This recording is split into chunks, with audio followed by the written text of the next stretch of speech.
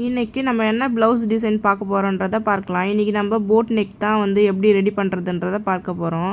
நான் வந்து லைனிங்கில் வந்து கரெக்டான போட் நெக் வந்து அளவு வந்து கட் பண்ணி எடுத்துக்கிட்டாச்சு. நம்ம வந்து டாப் பீஸ் கூட நம்ம வச்சு ரெடி பண்ண போகிறோம். அதில் வந்து நம்ம இந்த போட் நெக்குக்கு வந்து நம்ம நாட்கயிறு வந்து உள்ளே கொடுக்குற மாதிரி தான் வரும். மீதி ப்ளவுஸ்லாம் தைச்சா மேலேயும் நம்ம வந்து உள் பக்கமாக வச்சு நம்ம மேலே தையல் போட்டுக்கலாம். இதுக்கு வந்து டேனிங் பண்ணுறதுக்கு கரெக்டாக இருக்கும். நம்ம உள் பக்கமாக வச்சோம்னா நம்ம வைக்கிற ஷேப் வந்து கரெக்டாக திரும்பிடும்.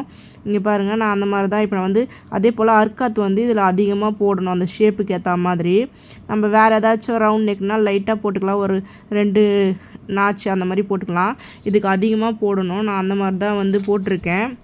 போட்டு ஷேப் எடுத்தால் தான் சூப்பராக வரும் ஷேப்பு. அந்த ஷேப் வந்து இப்போ ரெடி பண்ணியாச்சு. நான் டேன் பண்ணுறேன் பாருங்கள். அந்த நாட்கயிறு கொடுக்குறதுனால அந்த ஷேப் வந்து கரெக்டாக வந்து திரும்பிடும். அது மேலே நம்ம ஒரு தையல் போட்டு எடுத்துக்கலாம்.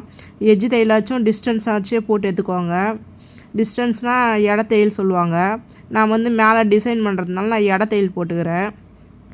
அதுக்கப்புறமா வந்து நம்ம டவுனில் வந்து மடித்து தைச்சிக்கலாம். இடுப்பு ஹைட் வந்து அளவு எவ்வளோ அளவோ கஸ்டமருடைய ப்ளவுஸில் அந்த அளவு வந்து நான் மார்க் பண்ணி மடித்து தைச்சிக்கிறேன். அப்புறம் சைட்லலாம் வந்து டம்மி தையல் போட்டு எடுத்துக்கலாம்.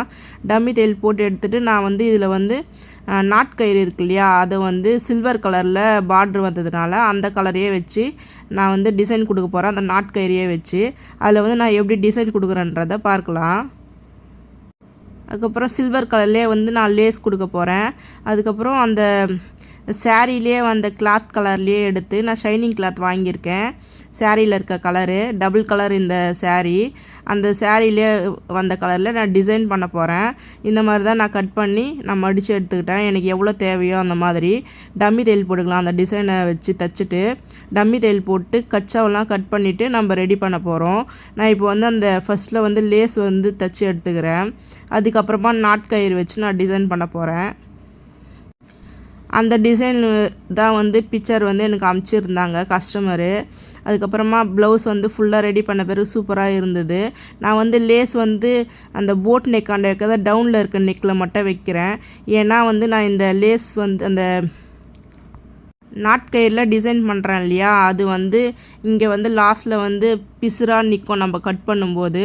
அதனால் அதுக்கப்புறமா நான் பேக்கில் மேல் பக்கமாக அதுக்கப்புறமா லேஸ் வந்து தைச்சிட்டோம்னா நம்மளுக்கு வந்து அந்த இந்த இது வருது பார்த்திங்களா பிசுறு, அந்த பிசுறு வந்து அசிங்கமாக தெரியாமல் இருக்கும். அதனால தான் இது டபுள் நாட்கயிறு எடுத்து நான் டிசைன் எப்படி வைக்கிறேன்றதை பாருங்கள். இந்த டிசைனுக்கு வந்து நீடியில் இறக்கி இறக்கி தைக்க வேண்டியதாக வரும். நம்ம இந்த டிசைனை வந்து ரெடி பண்ணிவிட்டு திரும்ப பக்கத்துலேயே வந்து அந்த கிளாத்தில் ரெடி பண்ணோம் இல்லையா,